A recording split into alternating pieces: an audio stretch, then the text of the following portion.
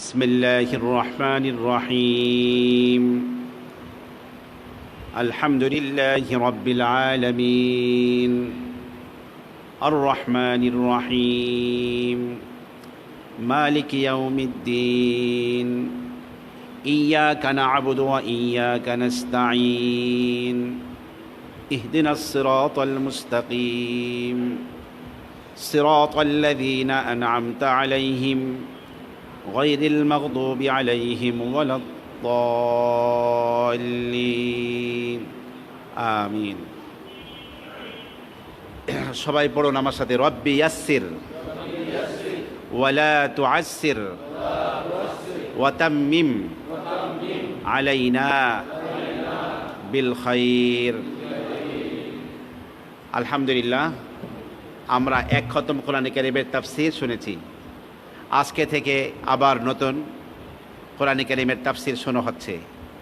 আমাদের ইঞ্জিনিয়ার সাহেব আহ্বান রেখেছেন দোয়া যাতে করি যে আজকে যারা আমরা তাফসীর শুনতে বসেছি, একান্ত কোনো প্রয়োজন ছাড়া আমরা এই তাফসীরে অনুপস্থিত থাকব না।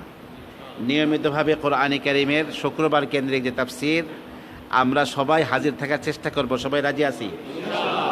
যার যার ছেলে, যার যার ভাতিজা, ভাগনা, আপনজন, বন্ধু বান্ধব যাদেরকে নিয়ে আসতে পারি, কোরআনের এই বৈঠকে সবাইকে জোড়ার চেষ্টা করি।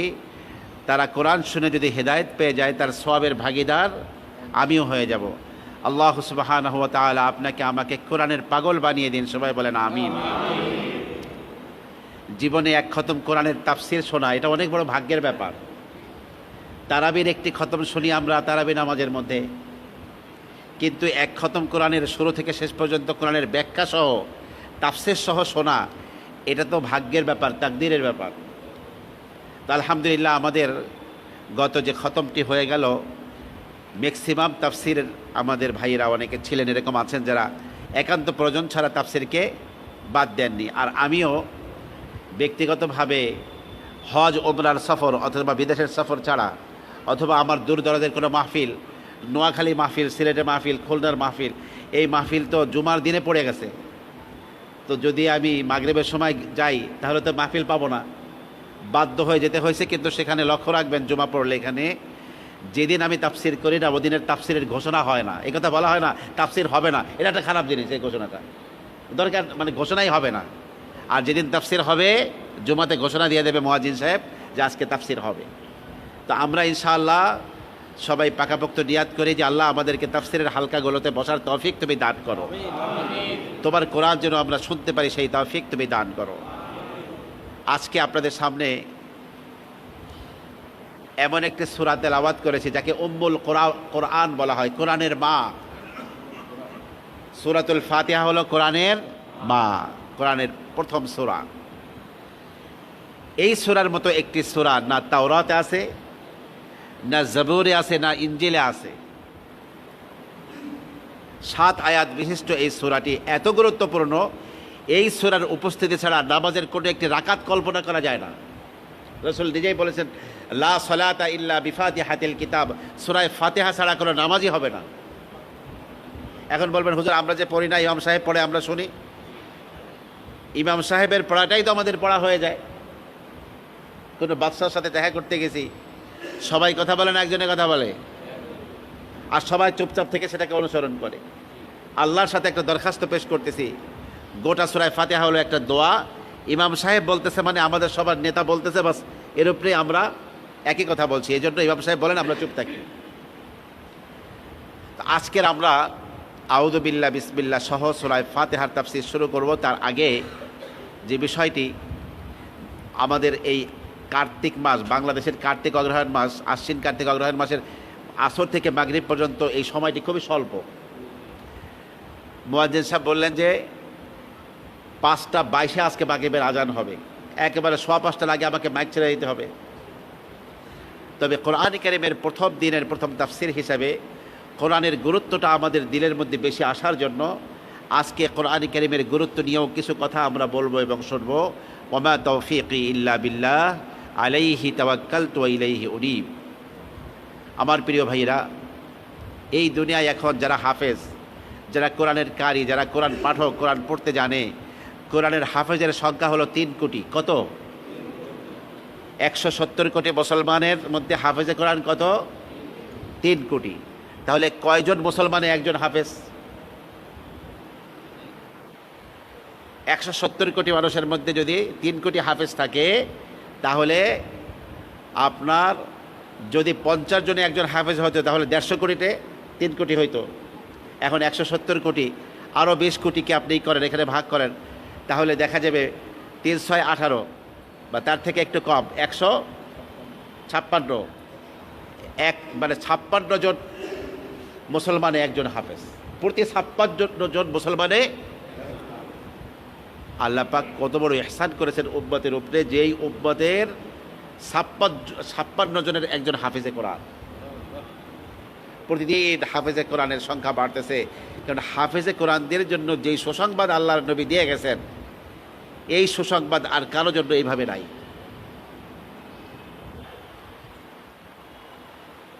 নবী এক হাদিসে বলেন,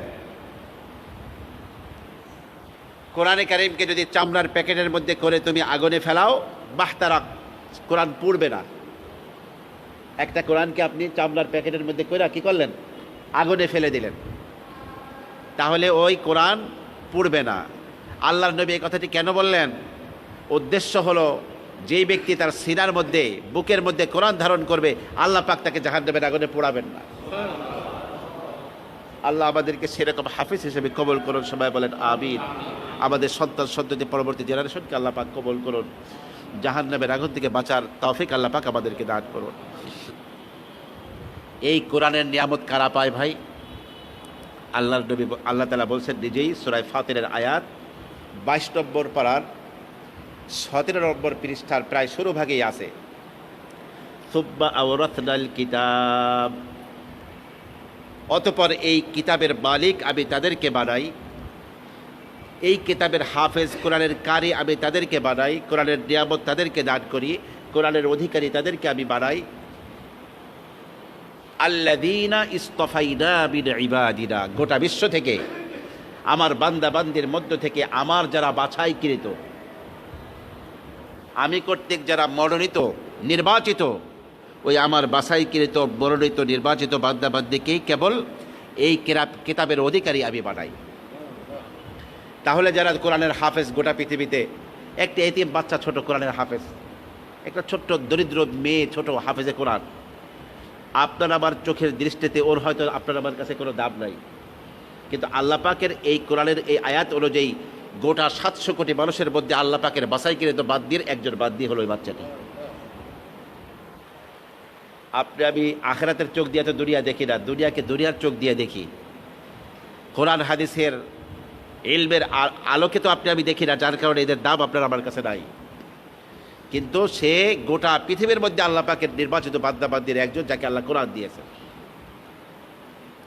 এই জন্য আমরা সর্বপ্রথম যেই কথাটি এই আলোচনায় বলবো, যে কোরআনে কারীম হলো সর্বশ্রেষ্ঠ কিতাব। সবাই একটু বলেন, কোরআনে কারীম সর্বশ্রেষ্ঠ কিতাব।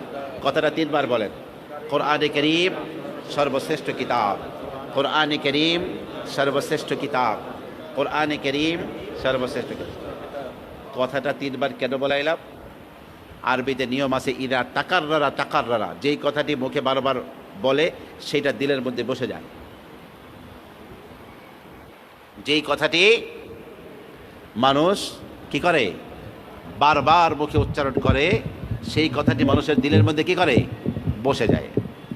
তাহলে কোরআনে কারীম সর্বশ্রেষ্ঠ কিতাব কিভাবে? আল্লাহ সুবহানাহু ওয়া তাআলা এই পৃথিবীকে সৃষ্টি করেছেন, মহাবিশ্বকে সৃষ্টি করেছেন বিজ্ঞানীদের দাবি অনুযায়ী। কোরআন এবং হাদিসে কোথাও নাই কত বছর আগে সৃষ্টি করেছেন। বিজ্ঞানীরা আলোর গতি, সমস্ত কিছুর গতি মেপে বিজ্ঞানীরা শোনাচ্ছেন যে এই পৃথিবীকে, এই বিশ্ব চরাচরকে আল্লাহ তাআলা 1500 কোটি বছর আগে সৃষ্টি করছেন। কত? 1500 কোটি বছর এই দুনিয়ার বয়স। দুনিয়ার তো পুরান হয়ে গেছে, বুড়া হয়ে গেছে। আচ্ছা, এই পৃথিবীতে যারা বিবাহ করে তারা কি যুবতী মেয়েকে বিয়ে করে না বুড়ি মানুষটা দেখে দেখে বিয়ে করে? কথা করেন আল্লাহর বান্দারা? আপনারা কি বিয়ে শাদী করছেন না করেন নাই? করছেন? যুবতী মেয়ে দেখে দেখে বিয়ে করে না বুড়িকে বিয়ে করে? যুবতী। আর দুনিয়া হলো এমন বুড়ি যার বয়স 1500 কোটি বছর। এখন দুনিয়া একটা নারী, এই নারীকে বিয়ে করতে কারা কারা রাজি আছি আমরা? ঈসা আলাইহিস সালাতু ওয়াস সালাম এই দুনিয়াকে বৃদ্ধা রমণীর বিভৎস চেহারায় দেখে জিজ্ঞাসা করেছিলেন, কাম তাজাওয়াজতি, এই দুনিয়া তুমি কি পরিমাণ স্বামীকে গ্রহণ করেছো, কয়জনকে বিয়ে করেছো? বলছে লা উহসিহিম, এদের সংখ্যা আমি গুণে শেষ করতে পারবো না। সবাইকে তোমাকে তালাক দেওয়া চলে গেছে, নাকি মরে গেছে, নাকি তুমি হত্যা করেছো সবাইরে? কয় কি বাল কুল্লাহুম কাতালতুহুম, আমি সবাইরে হত্যা করছি। দুনিয়া কি কয়? আবার যারা স্ত্রী হিসেবে গ্রহণ করেছে এমন স্বামী যারা আছে সবাইকে কে করছি? তখন হযরত ঈসা বলেন, বিইসা লাকি বৌসান লাকি ও বৌসান লি আজওয়াজিকি, তোর জন্য ধ্বংস, তোরে যারা স্ত্রী হিসেবে গ্রহণ করছে সে স্বামীগুলোকেও ধ্বংস। এমন নিকৃষ্ট স্ত্রীকে কেউ বিয়ে করে যে স্বামী পাইলে খালি হত্যা করে? 1500 কোটি বছর বয়স যে পৃথিবীর, এই পৃথিবী থেকে নবী আসা শুরু হয়েছে মাত্র 7 থেকে 8,000 বছর সর্বোচ্চ। আদম আলাইহিস সালাতু ওয়াস সালাম পৃথিবীতে এসেছিলেন 7 থেকে সর্বোচ্চ বর্ণনা যারা করেছে 8,000 বছর আগে। 8,000 বছর আগের মধ্যে আমাদের নবী আবার 1,500 বছর আগে চলে গেছে, তাহলে 6.5 অথবা 7,000 বছর হলে 5.5, 5.5 থেকে 6,000 বছরের মাথায় 1,24,000 পয়গম্বর দুনিয়ায় এসেছেন। কত? 1,24,000 নবী এবং রসুলের মধ্য থেকে আল্লাহ সুবহানাহু ওয়া তাআলা মাত্র কিতাব দান করেছেন 104 খানা। কিতাব দান করেছেন কত? তার মধ্যে আবার 100 কিতাব হলো ছোট্ট ছোট্ট উপদেশ সম্বলিত নসিহাতের কিতাব। এটা বড় কোনো কোরআনের মতো বড় কোনো কিতাব না, তাওরাতের মতো বড় কিতাব না, ইনজিলের মতো বড় কিতাব না, আপনার জাবুরের মতো বড় কিতাব না। উপদেশ সম্বলিত ছোট্ট ছোট্ট উপদেশ সম্বলিত গ্রন্থ সহিফা, এর জমা হলো সহফ, এর বহুবচন হলো সহফ। এগুলো হলো 100টি। আর বড় বড় কিতাব মহাগ্রন্থ আকারে আল্লাহ পাক নাজিল করেছেন 4টি। কয়টি? আমাদের জন্য আনন্দের সংবাদ হলো এই কোরআনে কারিমে আসমান থেকে বাকি নাজিল হওয়া 3টি মহাগ্রন্থ এবং 100টি সহিফার মধ্যে মহান রব্বুল আলামিন যা কিছু বলে দিয়েছেন এই কোরআনের সব কথা বলা আছে। কাজেই কোরআনের যে হাফেজ হবে সে তাওরাতেরও হাফেজ হয়ে গেল, কোরআনের যে হাফেজ হবে ইনজিলের হাফেজ হয়ে গেল, কোরআনের যে হাফেজ হবে সে জাবুরের হাফেজ হয়ে গেল, কোরআনের যে হাফেজ হবে সে 100 সহিফার হাফেজ হয়ে গেল। জামিউল কুতুবিস সামাবিয়া, আসমানি সমস্ত কিতাবকে একত্রিতকারী যেই কিতাব, সমন্বয়কারী যেই কিতাব, তার নাম হলো মহাগ্রন্থ আল কোরআন। কিভাবে? আপনারা আমপারা যাদের মুখস্থ আছে ওয়াদ-দুহা ওয়াল-লাইলি ইযা সাজা থেকে শুরু করে কুল আউযু বিরাব্বিন নাস পর্যন্ত 22টা সূরা আছে। কয়টা সূরা? 100টি সহিফা আল্লাহ পাক 4 জন নবীর উপরে নাজিল করেছেন। কয়জন নবী? আরো বলার জন্য কয়জন নবী? আদম আলাইহিস সালাতু ওয়াস সালামের সরাসরি এক ছেলে নবী ছিলেন। আদম নবীর সরাসরি এক ছেলে নবী ছিলেন, তার নাম হলো শীস আলাইহিস সালাম। শিন ইয়া সা, তার নাম কি? শীস আলাইহিস সালাম। আল্লাহ পাক তাকে 50টি সহিফা দিয়েছেন। কয়টি সহিফা? 100টি সহিফার মধ্যে 50টি সহিফা কাকে দিয়েছেন? শীস আলাইহিস সালাতু ওয়াস সালাম। হযরত এই শীস নবীর পরে নূহ নবীর আগে একজন নবী দুনিয়ায় এসেছিলেন। কোরআন যাকে বলেছে ইদ্রিস আলাইহিস সালাম, তাওরাত যেই নবীর নাম রেখেছে আখনুখ আলাইহিস সালাম। ইদ্রিস নবীর তাওরাতে কি বলছে? আখনুখ। আখনুখ নবী বা ইদ্রিস নবীকে আল্লাহ পাক 30টি সহিফা দান করেছেন। তাহলে শীস নবীকে 50টি আর ইদ্রিস নবীকে 30টি, কয়টা হলো ভাই? আরো জোরে বলেন কয়টা? 80টা সহিফের হিসাব পাইলেন। আল্লাহর খলিল ইব্রাহিমে খলিলকে আল্লাহ পাক 10টি সহিফা দিয়েছেন। কয়টা হলো? মুসা নবীকে তাওরাত দেওয়ার আগে 10টা সহিফা আল্লাহ পাক দিয়েছিলেন। তাহলে 4 জন নবীকে মিলা 100 সহিফা। শীস নবীকে 50টি, ইদ্রিস নবীকে 30টি, ইব্রাহিমে খলিলকে 10টি, মুসা কালিমকে কয়টি? 10টি। এই মোট 100 সহিফা। কিন্তু কোরআনওয়ালাদের জন্য মহা সুসংবাদ হলো এই ওয়াদ-দুহা ওয়াল-লাইলি ইযা সাজা থেকে মিনাল জিন্নাতি ওয়ান নাস পর্যন্ত কোরআনে হাকিমের সর্বশেষ এই 22টি সূরা, যাকে কিসারুস সুওয়ার ছোট্ট সূরা বলা হয়। মাগরিবের নামাজে যে সূরাগুলো পড়া হলো সুন্নাত নিয়ম, এই সূরার অনুযায়ী এই সূরার মধ্যে তেলাওয়াত রাখা উত্তম। তো এই 22টি সূরা যদি কোনো বাচ্চা মুখস্থ করে, এই 22টি সূরার মধ্যে আসমান থেকে 4 জন নবীর উপরে নাজিল হওয়া 100 সহিফার সারা নির্যাস বক্তব্য আল্লাহ পাক এই 22টি সূরার মধ্যে ঢুকাই দিয়েছেন। কথা কি বুঝতে পারতেছেন? তাহলে 100 সহিফার সারা নির্যাস কয়টা সূরার মধ্যে আছে? 22টি সূরা কোত্থেকে শুরু হয়েছে? ওয়াদ-দুহা থেকে নিয়ে নাস পর্যন্ত। এরপরে মুসা নবীকে আল্লাহ তাআলা মহাগ্রন্থ তাওরাত দিয়েছেন ইবরানি ভাষায়। তাওরাত কি ভাষায়? স্বর্ণের অক্ষরে কাষ্ঠফলকে লিপিবদ্ধ আকারে একসাথে জিবরিল আমিন দিয়ে তুর পাহাড়ে নাজিল হয়েছেন। এর নাম হলো তাওরাত কিতাব। বিশাল বড় কিতাব। কোরআনে কারিমের বহু জায়গায় তাওরাতের উদ্ধৃতি দিয়ে অনেক কথা আছে। এই গোটা তাওরাত কিতাবের সার নির্যাস কোরআনে কারিমের 114টি সূরার মধ্যে মাত্র একটা সূরার মধ্যে আছে। সেই সূরার নাম হলো 15 পারার প্রথম সূরা। সূরার নাম হলো সূরাত বনী ইসরাঈল। সুবহানাল্লাযী আসরা বিআবদিহি লাইলাম মিনাল মাসজিদিল হারামি ইলাল মাসজিদিল আকসা। আল্লাহ তাআলা ইসরা এবং মেরাজের কাহিনী শুরু করছেন যে সূরার প্রথম আয়াত দিয়ে। সেই সূরাটি হলো গোটা তাওরাত কিতাবের সার বক্তব্যগুলো এখানে তুলে ধরেছেন আল্লাহ পাক। অতএব কোরআন মুখস্থ করতে গিয়ে যে শিশুটি, যেই বাচ্চাটি সূরা বনী ইসরাঈল মুখস্থ করলো, সে কোরআন কারীমের 114টি সূরার কেবল একটি সূরাকেই মুখস্থ করলো না, আসমান থেকে নাজিল হওয়া মহাগ্রন্থ তাওরাতকেও সে মুখস্থ করে ফেললো। সে তাওরাতের বরকতগুলো বুকে ধারণ করলো। এই জন্য হাফেজে কোরআনের বুকের তো অনেক দাম। গোটা বিশ্বকে এক পাল্লায় দিলে, হাফেজে কোরআনের বুককে আর এক পাল্লায় দিলে হাফেজে কোরআনের বুক ভারী ভারী হয়ে যাবে। এরপরে ভাইরা আমার, দাউদ নবীকে আল্লাহ তাআলা জাবুর কিতাব দিয়েছেন। ওয়া আতাইনা দাউদ জাবুরা। আমি দাউদকে জাবুর কিতাব দিয়েছি। জাবুর কিতাব ইউনানি ভাষায়, গ্রিক ভাষায় নাজিল হয়েছিল। কি ভাষায়?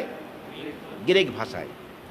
একসাথে কাষ্ঠফলকে লিপিবদ্ধ আকারে গ্রিক ভাষায় নাজিল হয়েছিল। আল্লাহ পাকের এই দুনিয়ার মধ্যে সবচেয়ে বড় আবেদ বান্দার উপরে, সবচেয়ে বড় আবেদ বান্দা কে ছিল? দাউদ আলাইহিস সালাম। মুসলিম শরীফের হাদিস, রাসূল বলেন, কানা দাউদ আ'বাদান নাস। গোটা পৃথিবীর মানুষের মধ্যে সবচেয়ে বড় ইবাদত গুজার বান্দা ছিলেন আল্লাহর নবী দাউদ। 24 ঘন্টা তার ঘরে ইবাদত বন্দেগী হইতো। উনি নামাজ পড়তেন, কোরআন তেলাওয়াত করতেন। ঘুমানোর আগে স্ত্রীকে ডাকতেন, এই তুমি ওঠো, তুমি নামাজ পড়বা। স্ত্রী কোরআন তেলাওয়াত শুরু করতে, তারপরে তিনি ঘুমাইতেন। স্ত্রী মানে আপনার নামাজ কালাম শুরু করতে, তারপরে তিনি ঘুমাইতেন। এরপরে আপনার খাদেমাকে ডেকে দেওয়া হতো, ছেলেকে ডেকে দেওয়া হতো। এইভাবে 24 ঘন্টা দাউদ পরিবারে ইবাদত বন্দেগী চলত। এমন এক কণ্ঠস্বর আল্লাহ পাক নবী দাউদকে দিয়েছিলেন। সুবহানাল্লাহ। উনি যখন জাবুর কিতাব তেলাওয়াত করতেন, পৃথিবীর সমস্ত প্রকৃতি, বিশ্ব প্রকৃতি স্তব্ধ হয়ে ওনার তেলাওয়াত শুনত। ইসাব্বিহনা লাহু ওয়াত-তায়র। পাহাড় পর্বত পাখি মাছ সবাই ওনার তেলাওয়াত শুনত। এই নবীর উপরে দেওয়া নাজিল করা জাবুর কিতাব কোরআনে কারীমের আল্লাহ তাআলা 7টি সূরার মধ্যে এর সার নির্যাস বক্তব্য দিয়েছেন আল্লাহ পাক। তার মধ্যে 7টি হাবিব সূরা আছে কোরআন শরীফে। সূরায়ে মুমিন থেকে শুরু করে সূরায়ে আহকাফ পর্যন্ত হাবিব। তানজিলুল কিতাবি মিনাল্লাহিল আজিজিল আলিম।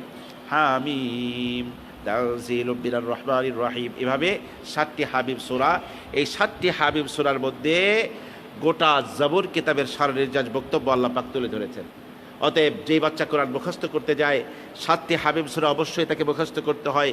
7টি হাবিব সূরা মুখস্থ করার মধ্য দিয়ে সে মহাগ্রন্থ কোরআনের 7টি সূরাই মুখস্থ করলো না, মহাগ্রন্থ জবরকেও মুখস্থ করে ফেললো। সে জবরেরও হাফেজ হয়ে গেল। এবার মহাগ্রন্থের মধ্যে থেকে যায় ইনজিল কিতাব। ইনজিল কিতাব কার উপরে নাজিল হয়েছিল? ঈসা নবীর উপরে ইনজিল কিতাব নাজিল হয়েছিল। এই নবী 30 বছর বয়সে নবুয়ত পেয়েছেন। অবিবাহিত নবী, বয়স মাত্র 30। পিতার মাধ্যম ছাড়া আল্লাহ পাক যাকে বিশেষ কুদরতে সৃষ্টি করেছেন মারিয়ামের গর্ভে, তার উপরে আল্লাহ পাক নাজিল করেছেন 30 বছর বয়সে মহাগ্রন্থ ইনজিলকে সুরিয়ানি ভাষায়। কিন্তু তিনি এই ইনজিল কিতাবের দাওয়াতি কার্যক্রম মাত্র করতে পারছেন 3 বছর 3 মাস 3 দিন। কতদিন? আরো জোরে বলেন, কয়দিন? তার মানে নবীর বয়স যখন হয়েছে 3 বছর 3 মাস 3 দিন, ওই বয়সে ইহুদিরা ওনাকে হত্যার অনেক চেষ্টা করত।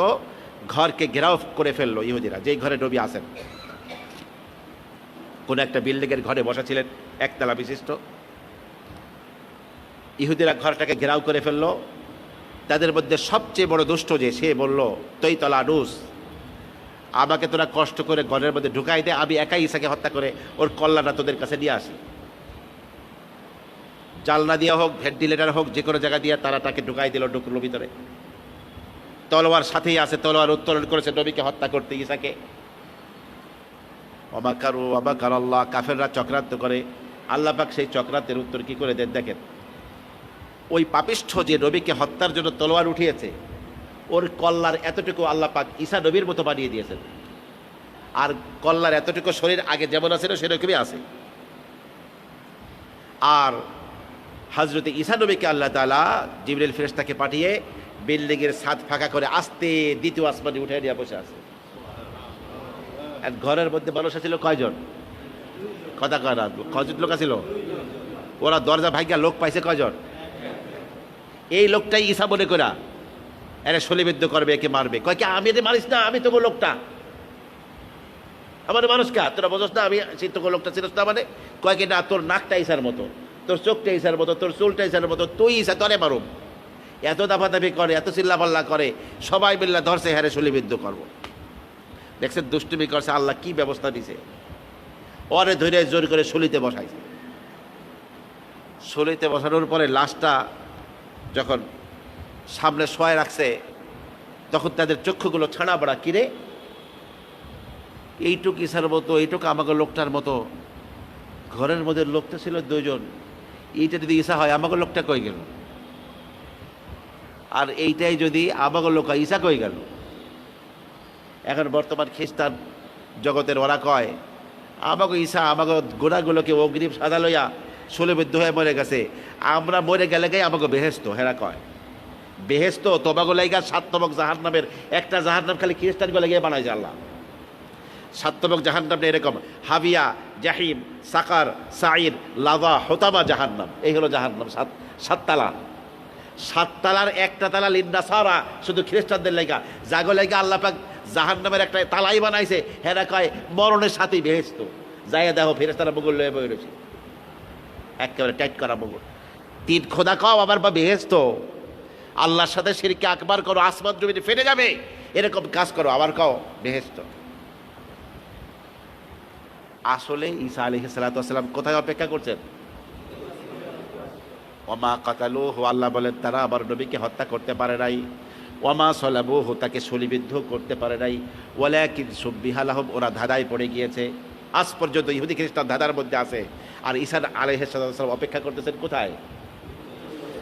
ওনার হায়াতের মধ্যে 1 সেকেন্ড হায়াত বাড়ে নাই। উনি সেই যুবক নবী, অবিবাহিত যুবক নবী আছেন। অথচ ওনার 570 বছর জন্মের পরে আমাদের নবী দুনিয়ায় আসছেন। 63 বছর হায়াত পেয়েছেন। হ্যাঁ, 1441 হিজরি চলতেছে, প্রায় 1500 বছরের কাহিনী নবী দুনিয়াতে চলে গেছেন। আর ঈসা নবী এখনো সেই যুবক জীবিত আছে। এখন বলবেন তাহলে ব্যাপারে সময় কাকে বলে? সময়ের চরিত্র বিজ্ঞানীরা ভালো করে এখনো বুঝতে পারেন নাই। তারা বলতেছেন সময়ের চরিত্রটা ভালো করে যদি বুঝতাম, স্রষ্টাকে আরো ভালো করে চিনতাম। আসমানের উপরে যে জগৎ বিরাজ করে, এই পৃথিবীর লক্ষ লক্ষ বছর সেখানের জন্য 0 টাইম। কি বুঝলেন? এই পৃথিবীর লক্ষ লক্ষ বছর সেখানের জন্য কি টাইম? 0 টাইম। ঈসার নবীর হায়াতে 0 টাইম চলতেছে, 1 সেকেন্ড হায়াত আগায় নাই। যুবক নবী আছেন, এখনো তিনি যুবক আছেন। কিয়ামতের আগে আপনার বর্তমান দামেস্ক সিরিয়ার রাজধানী যেখানে গন্ডগোল চলছে, তার পূর্ব দিগন্তের বানারস শারক, সেই আপনার মিনার বিশিষ্ট মসজিদে তিনি অবতরণ করবেন আসরের আজান হয়ে যাওয়ার পরে। মনে হবে যেন এখনই গোসল করে এসেছেন। বাবরি চুল, সেখান থেকে টপকে টপকে পানিগুলো পড়বে, ছাদের উপরে অবতরণ করবে ঈসা নবী। সেই নবীর উপরে নাজিল হওয়া কিতাবের নাম কি? ইনজিল শরীফ। খবরদার, আসমান থেকে নাজিল হওয়া ইনজিল কিন্তু দুনিয়ায় নাই। বাইবেল হিসেবে ওরা যেটা দেখাইতে চায়, ওটা একটাও আল্লাহর কথা নাই, বট গড়া কথা দিয়ে ঢুকাই দিছে ওরা। এই ইনজিল কিতাব ফুটপাতে ফিরে যায় মিশনারিরা, খবরদার, ফিরে দিলেও নেবেন না। কোরআন যদি না থাকতো ইনজিলের নামও কেউ জানতো না, কারণ ইনজিলের নাম পাল্টে ওরা বাইবেল রাখছে। গোটা ইনজিলের মধ্যে আল্লাহ পাক যা কিছু বলেছেন, সুরিয়ানি ভাষায় নাজিল হওয়া এই মহাগ্রন্থ ইনজিলের সার নির্যাসকে 114টি সূরা কোরআনে কারীমের সূরার মধ্যে থেকে একটি মাত্র সূরা, সূরাতুল মাইদা, 6 পারায় শুরু হয়ে 7 পারায় শেষ হওয়া এই সূরার মধ্যে গোটা ইনজিলের কিতাবের বক্তব্যগুলো, সার নির্যাসগুলো আল্লাহ পাক বলে দিয়েছেন। অতএব যে বাচ্চাটি হাফেজ হতে গিয়ে সূরা মাইদা মুখস্থ করলো, সে যেন কি মুখস্থ করলো? ইনজিল শরীফ মুখস্থ করলো। তাহলে কি পাইলেন? 100 সহিফাও কোরআনে পাইলেন, তাওরাতও পাইলেন, জাবুরও পাইলেন, ইনজিলও পাইলেন। বাকিটা হলো কোরআনের শ্রেষ্ঠত্ব। এই জন্য আমাদের দাবি হলো আসমানি সমস্ত গ্রন্থসমূহের সার বক্তব্য বিশিষ্ট কিতাব কোরআনে কারীম হলো সর্বশ্রেষ্ঠ কিতাব। কথা কি বুঝছেন? আবার বলেন তো, কোরআনে কারীম কি? আর একবার বলেন। নাজিল হয়েছে কোরআন সর্বশ্রেষ্ঠ ফেরেশতার মধ্যস্থতায়। বলেন একটু। নাজিল হয়েছে কোরআন সর্বশ্রেষ্ঠ ফেরেশতার মধ্যস্থতায়। কার মধ্যস্থতায়? সর্বশ্রেষ্ঠ ফেরেশতা কে? এই কোরআনকে নিয়ে রূহুল আমিন ফেরেশতা জিবরিল ফেরেশতা নাজিল হয়েছেন। জিবরিল ফেরেশতার চেয়ে শ্রেষ্ঠ ফেরেশতা আর নাই। আল্লাহ পাকের সর্বশ্রেষ্ঠ ফেরেশতা হলো জিবরিল ফেরেশতা। কিতাব হলো সর্বশ্রেষ্ঠ কিতাব। আবার নাজিল হয়েছে কার মাধ্যমে? দি কওয়াতির, অত্যন্ত শক্তিশালী। তার কাছ থেকে কিতাবকে ছিনিয়ে দেবে? জিবরিল ফেরেশতা চেয়ে শক্তিশালী কেউ আছে নাকি? গোটা পৃথিবীর পানিগুলো তার মাথায় ঢেলে দিলে এক ফোঁটা পানি নিচে পড়বে না। সেই নবীর, সেই ফেরেশতার কাছ থেকে এই কিতাবের একটা অক্ষরকে ছিনিয়ে দেবে কেউ আছে নাকি শক্তিশালী? অত্যন্ত শক্তির মালিক আল্লাহ পাকের সর্বশ্রেষ্ঠ ফেরেশতা, তার মাধ্যমে নাজিল হয়েছে। তাহলে কোরআন সর্বশ্রেষ্ঠ কিতাব, নাজিল হয়েছে সর্বশ্রেষ্ঠ ফেরেশতার মধ্যস্থতায়। নাজিল হয়েছে সর্বশ্রেষ্ঠ নবীর উপরে। কার উপরে? কোরআনের মধ্যে কতগুলো সর্বশ্রেষ্ঠ জমা হয়েছে মুখস্থ রাখেন। কোরআন সর্বশ্রেষ্ঠ কিতাব, নাজিল হয়েছে সর্বশ্রেষ্ঠ ফেরেশতার মধ্যস্থতায়, নাজিল হয়েছে সর্বশ্রেষ্ঠ নবীর উপরে। সর্বশ্রেষ্ঠ নবী কে? হযরত মুহাম্মদ মুস্তাফা আলা কলবিকা লিতাকুনা মিনাল মুনদিরিন। আপনার কলবের উপরে নাজিল হয়েছে যাতে করে আপনি সতর্ককারীদের একজন হয়ে যান। হে নবী, আমার প্রিয় ভাইরা, নাজিল হয়েছে কোরআন সর্বশ্রেষ্ঠ উম্মতের জন্য। সর্বশ্রেষ্ঠ উম্মত কারা? কুনতুম খায়রা উম্মাতিন উখরিজাত লিন-নাস। কুনতুম খায়রা উম্মাতিন উখরিজাত লিন-নাস। তোমরা সর্বশ্রেষ্ঠ উম্মত, মানবতার কল্যাণের জন্য তোমাদের সৃষ্টি করা হয়েছে। নাজিল হয়েছে কোরআন সর্বশ্রেষ্ঠ রাতে। সর্বশ্রেষ্ঠ রাত কোনটা ভাই? লাইলাতুল কদর। সর্বশ্রেষ্ঠ রাত কোনটা? বছরের মধ্যে 360টি রাতের মধ্যে সর্বশ্রেষ্ঠ রাত কোনটা? নাজিল হয়েছে কোরআন সর্বশ্রেষ্ঠ মাসে। সর্বশ্রেষ্ঠ মাস কোনটা? শাহরুর রমাদান আল্লাযী উনজিলা ফীহিল কোরআন। নাজিল হয়েছে কোরআন সর্বশ্রেষ্ঠ দেশে। সর্বশ্রেষ্ঠ ভূখণ্ডে। সর্বশ্রেষ্ঠ ভূখণ্ড কি? মক্কা এবং সর্বশ্রেষ্ঠ ভাষা কোনটা?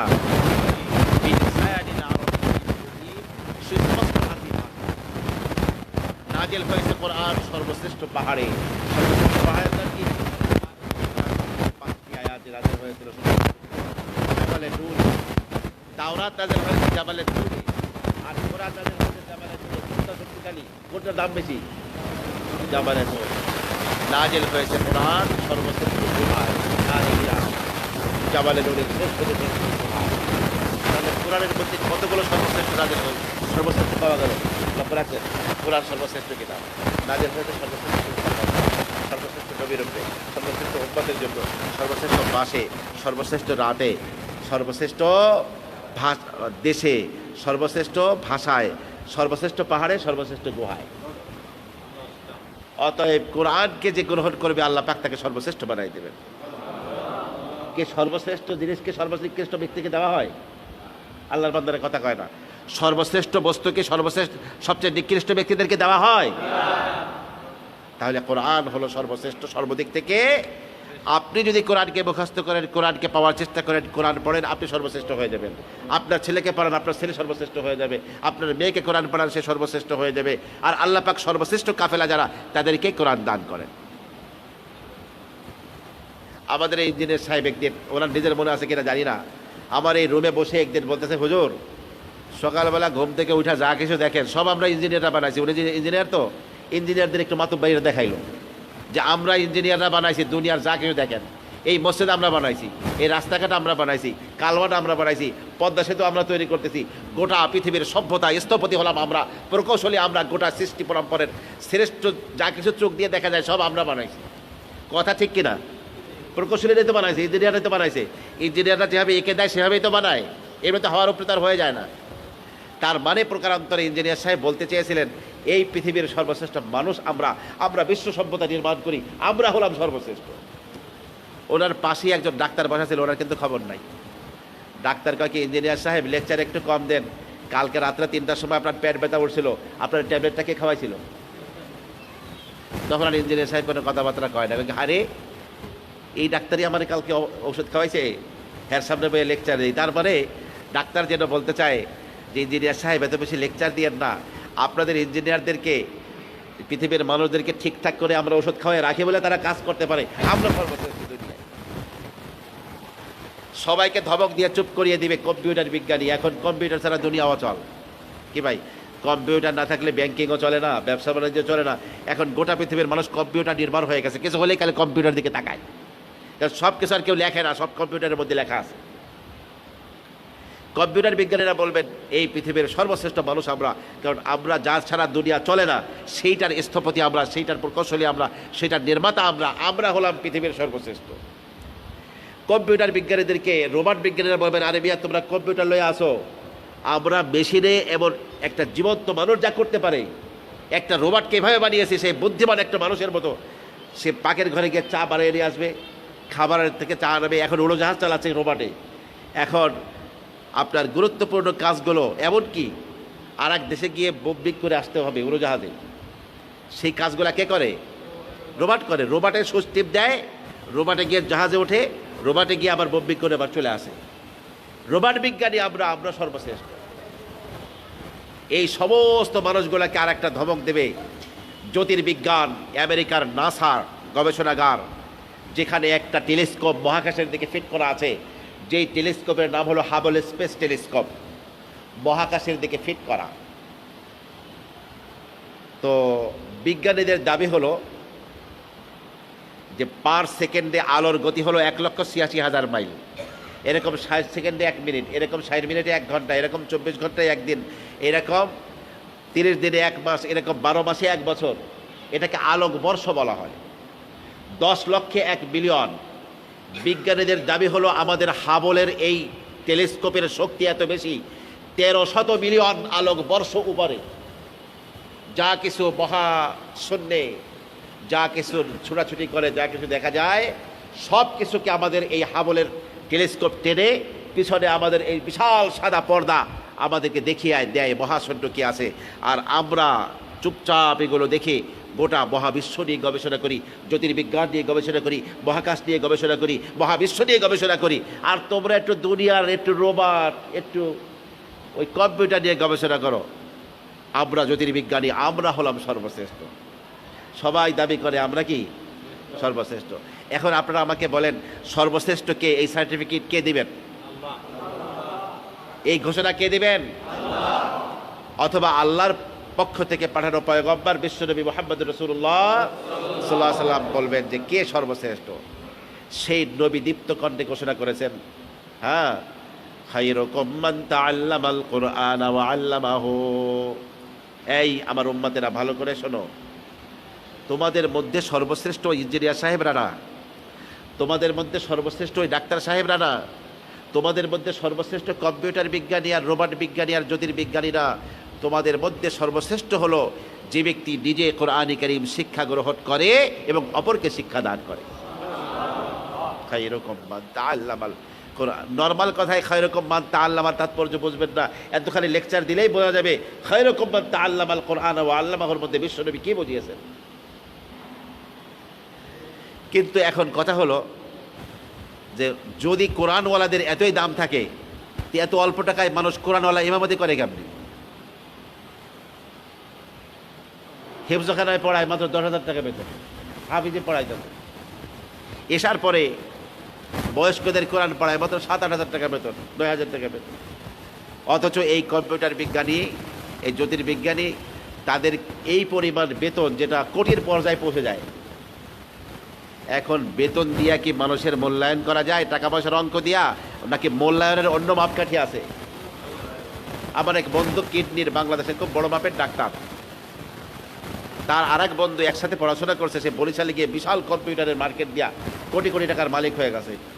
তখন এই যে ডাক্তার হয়েছে তাকে বলে, ও তো বিশেষ ক্যাডারের ডাক্তার এই হাসপাতালের, কিডনি হাসপাতালের, তো কি দেখ তুই চাকরি করস, কয় পয়সা বেতন পাস? 1-2 লাখ টাকায় বেতন পাস, আর আবার প্রতি মাসে কোটি কোটি টাকা ইনকাম। তা তুই জীবনে করলি কি ডাক্তার হইয়া? তো তোর মাথায় তো একটা গোবর বেটা, তো টাকা দিয়া কি আবার অঙ্ক? আমি ডাক্তার হওয়ার সাথে সাথে বিসিএস ক্যাডারের ডাক্তার হয়েছি, ফার্স্ট ক্লাস সরকারি অফিসার। আমি কাউকে মূল্যায়ন করলে, সত্যায়িত করলে তার সার্টিফিকেটে সত্যায়িত হয়।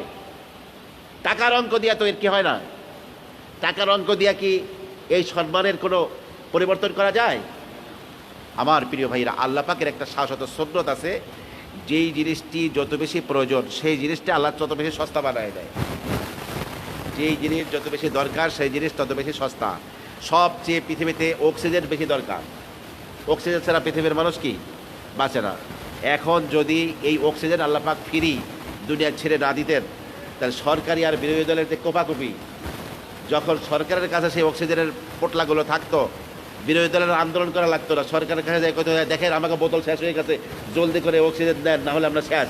কইব কি আর আমাকে স্টক খালি নাই, না খেয়ে মরোগা, অক্সিজেন না নিয়ে মরোগা। এখন কি অক্সিজেন কেনা লাগে? আল্লাহ পাক ফ্রি বানাই দিয়েছে। যেই জিনিসটির দরকার বেশি সেই জিনিসটা আল্লাহ কি বানাইছেন? এই জন্য কি অক্সিজেনের দাম কম, অক্সিজেনের প্রয়োজনীয়তা কম। এরপরে পানি 10-15 ঘন্টা 20 ঘন্টা না খেয়েও মানুষ বাঁচতে পারে। এই জন্য পানিটা ওয়াসার বিল দিয়ে কিনতে হয়, যে আপনাকে বোতলের মধ্যে মাম কোম্পানি, বিভিন্ন কোম্পানির একটা মিনারেল বানায় আপনাকে আমাকে বিক্রি করে কিনতে হয়। এইভাবে করে যেই জিনিসটি যত বেশি প্রয়োজন কম, অপেক্ষাকৃত সেই জিনিসের তত বেশি দাম বেশি। এরকম করতে করতে সবচেয়ে কম প্রয়োজনীয় জিনিস হলো স্বর্ণ। স্বর্ণ একটা সই থেকে শুরু করে অ্যাটম বোমা পর্যন্ত কোথাও স্বর্ণ লাগে না। এই জন্য 50,000 টাকা ভরি। এখন স্বর্ণ যদি 50 লাখ টাকা ভরি হয় আমাদের কোনো অসুবিধা নাই, কারণ হলো স্বর্ণ ব্যবহার করা ফরজও না, ওয়াজিবও না, সুন্নাতও না, নফলও না, কিছুই না। কি ভাই, স্বর্ণ ব্যবহার করা কি ফরজ? তুই স্বর্ণ ব্যবহার করছ নাই কেন? তোরে আমি জাহান্নামে পড়াবো, আল্লাহ কাছে নেই। বরং পুরুষ মানুষ হয়ে যদি স্বর্ণ ব্যবহার করে তাহলে জান্নাতের অনন্তকালে সে স্বর্ণ পাইব না। তাহলে বোঝা গেল যেই জিনিসটা যত দরকার সেই জিনিসটা তত সস্তা, যেই জিনিসটা যত কম দরকার সেই জিনিসটা তত দামি। তো কোরআন সবার দরকার বেশি। কোরআন ছাড়া নামাজ সহি হবে না, কোরআন ছাড়া আল্লাহর কাছে মুখ দেখানো যাবে না। কোরআন দিয়ে আল্লাহ পাক বিশ্বনবীকে পাঠিয়েছেন, কোরআন দিয়ে সবাইকে তৈরি করেছেন। কোরআন শেখা ছাড়া উম্মতের গতি নাই। এই জন্য কিয়ামতের দিন কেউ বলতে না পারে, আল্লাহ হুজুরকে কোরআন পড়াইতে তো আমি চাইছিলাম, হুজুররা 1 লাখ টাকা বেতন আমি পড়তে পারি না। কেউ এর কথা কেউ বাঁচতে পারবো? কোনো হুজুর 1 লাখ টাকা বেতন চাইছে নাকি? আরে কইব যে তুমি বয়স্ক মানুষ কোরআন শিখতে পারো নাই, কইব না মিরপুর মাজার মসজিদে প্রতিদিন 27 দিনে 27 ঘন্টায় কোরআন মুখস্থ করাই দিয়ে, মানে ভালো করে কোরআন পড়াই দিছে বয়স্কদের জন্য বিনা পয়সায়, তুমি সেখানে যেতে পারো নাই? তার মানে আপনার আমার জন্য শিক্ষাটা কি করছেন? আল্লাহ পাক সহজ সাধ্য বানিয়েছেন, যেহেতু কোরআন সবার কি দরকার, সবার কি দরকার? কোরআন দরকার। এখন বলবেন তাহলে হাফেজ যারা কোরআন পাইল দুনিয়ার দিক থেকে তারা ঠকে গেল না? দুনিয়ার দিক থেকেও ঠকে নাই। হাফেজে কোরআন যারা, আল্লাহ পাক তাদের মেধাকে অত্যন্ত শক্তিশালী রাখেন। খাদ্য খাবারের স্বাদ তাদের জিহ্বায় আল্লাহ পাক এমন করে দেন, অন্যদের চেয়ে খাদ্যের অনুভূতিটা, খাবারের স্বাদকে আল্লাহ পাক বেশি করে দেন। এবং এমন কিছু নিয়ামত দিয়ে আল্লাহ রাব্বুল আলামিন তাদেরকে প্রতিপালন করেন, কোরআনের হাফেজ যারা না সেই নিয়ামতগুলো তারা পায় না। আল্লাহ পাক তাদেরকে এমন পোশাক পরাবেন, যে পোশাক 1000 কোটি টাকার মালিকও পড়তে পারবে না। এমন ইজ্জত আল্লাহ পাক দান করবেন, টাকা এক জিনিস, ইজ্জত আর এক জিনিস। এটা আল্লাহ পাকের ফয়সালা, আল্লাহ পাকের অনিবার্য ফয়সালা। এই জন্য বিশ্বনবী খালি খালি বলে নাই খায়রুকুম মান তাআল্লামাল কুরআনা ওয়া আল্লামাহু। এই জন্য নিজের ছেলে মেয়েকে যারা কোরআন পড়াবে, কিয়ামতের ময়দানে এই বাপ আর মাকে আল্লাহ পাক ডাকবেন। সমস্ত সৃষ্টি তাকায় আছে কিয়ামতের ময়দানে, ডেকে আল্লাহ পাক বিশাল বড় এক রাজকীয় সম্বর্ধনা দিয়ে বাপকে এক সেট পোশাক পরতে দিবেন, মাকে এক সেট পোশাক পরতে দিবেন। যেই বাবা মার ছেলে বা মেয়ে কোরআন মুখস্থ করেছিল, কোরআন পড়েছিল, কোরআনের কারি হয়েছিল, রসুল বলেন এত দামি এক সেট পোশাক বাবাকে দিবেন এবং দামি এক সেট পোশাক মাকে দিবেন। লা ইয়াকুমু লাহুমা দুনিয়া, এক সেট পোশাকের সামনে দুনিয়া দাঁড়াতে পারবে না, অর্থাৎ গোটা দুনিয়া বিক্রি করলেও এক সেট পোশাকের মূল্য দেওয়া যাবে না। এমন মহামূল্যবান পদার্থ দিয়ে, এমন মহামূল্যবান বস্তু দিয়ে, এমন মহামূল্যবান ধাতু দিয়ে সেই পোশাক সেট তৈরি করা। এরকম এক সেট পোশাক বাবাকে পরতে দিবেন আল্লাহ তাআলা, আর এক সেট পোশাক মাকে পরতে দিবেন। এখন পোশাক পরেছেন, সমস্ত সৃষ্টি কায়নাত তাকিয়ে আছে কিয়ামতের ময়দানে। এইবার রাজ মুকুট আনা হবে। রাজ মুকুট এনে বাপের মাথায় একটা, মায়ের মাথায় একটা পরিয়ে দেওয়া হবে এবং আপনার সে রাজ মুকুটের মধ্যে অনেকগুলো হীরা মাণিক্য খচিত থাকবে। এই হীরা মাণিক্যগুলো এভাবে জলজল করতে থাকবে, যার থেকে আলোর বিচ্ছুরণ ঘটতে থাকবে, আলো প্রতিবিম্বিত হতে থাকবে, আলোর ছিটকারি থাকবে, আলোর ফোকাস থাকবে। রসুল বলেন আলোর ফোকাস কি পরিমাণ হবে? দাউহু আহসানু মিন দাউইশ শামস, যার আলোক ছটা প্রখর দীপ্তিময় সূর্যের আলোক ছটার চেয়েও বেশি শক্তিশালী হবে। এই মহামূল্যবান রাজমুকুট, মহামূল্যবান পোশাক পেয়ে আনন্দের আতিশয্যে গোটা সৃষ্টি কায়নাতের সামনে আল্লাহকে ডেকে বলবে, আল্লাহ এমন কি কাজটা আমরা দুনিয়ায় করছি, এত মহামূল্যবান পোশাক আমাদেরকে পরতে দিলা, এত মহামূল্যবান টুপি আমাদেরকে পরতে দিলা, আল্লাহ কি এমন কাজ আমরা করছি?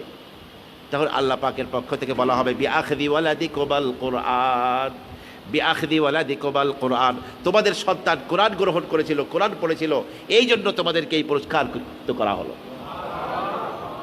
ছেলে কোরআন পড়ছে এই জন্য বাপ মাকে এই পুরস্কার, মেয়ে কোরআন পড়ছে এই জন্য বাপ মাকে এই পুরস্কার। রসুল বলেন, ফামা যন্নুকুম বিল্লাযী আমিলা বিহাদা, যে ছেলের ওসিলায় বাপ মা এত বড় পুরস্কার পাইলো, যে মেয়ের ওসিলায় বাপ মা এত পুরস্কার পাইলো, কোরআন অনুযায়ী যে জীবন করেছে, আমল করেছে, আল্লাহ পাক কি ধারণা তোমাদের, আল্লাহ পাক তাকে কত বড় পুরস্কার দান করবে।